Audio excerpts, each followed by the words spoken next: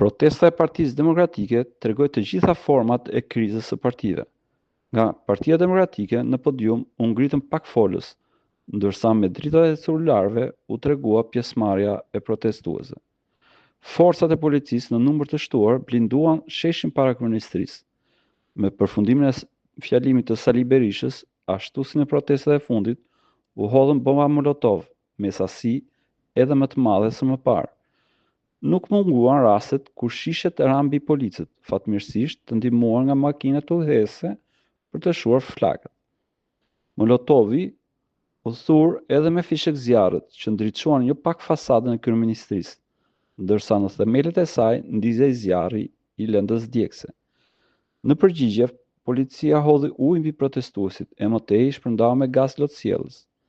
PD vijoi me marshimin drejt institucioneve kryesore të shtetit, duke përfunduar në celinë e PD-s, ndërsa sheshi para kryeministrisë u rrethuan me shiritin sken krimi.